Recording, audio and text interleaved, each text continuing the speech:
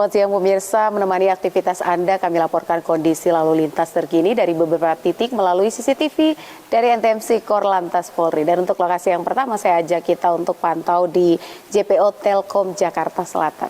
Pemirsa, lalu lintas di kawasan ini pada umumnya terpantau cukup ramai dan lancar, dan memang kondisi lalu lintas atau kendaraan yang melintas kawasan ini didominasi oleh kendaraan pribadi.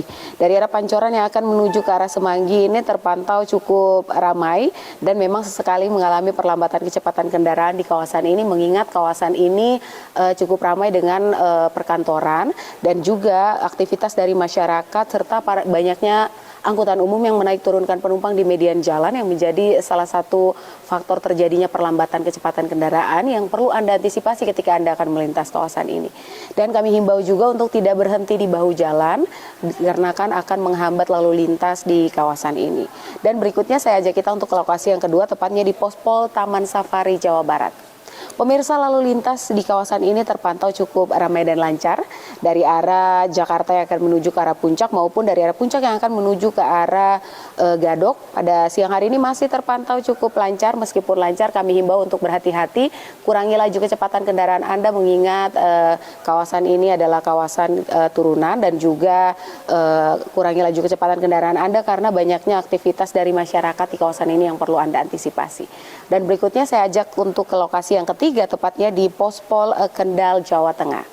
Pemirsa, lalu lintas di kawasan ini terpantau relatif lancar.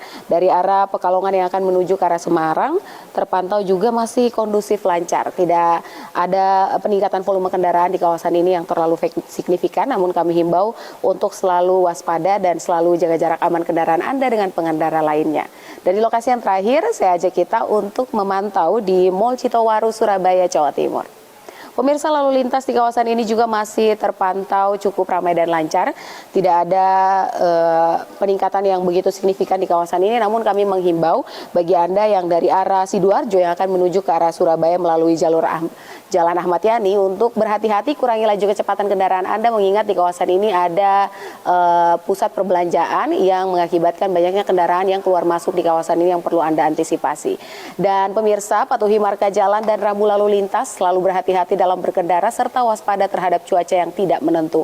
Untuk informasi terkait bagaimana kondisi lalu lintas, Anda dapat menghubungi call center kami di 1500669 dan SMS center kami di 9119. Demikian informasi dari Brigadir Susan, semoga bermanfaat. Selamat siang dan salam presisi.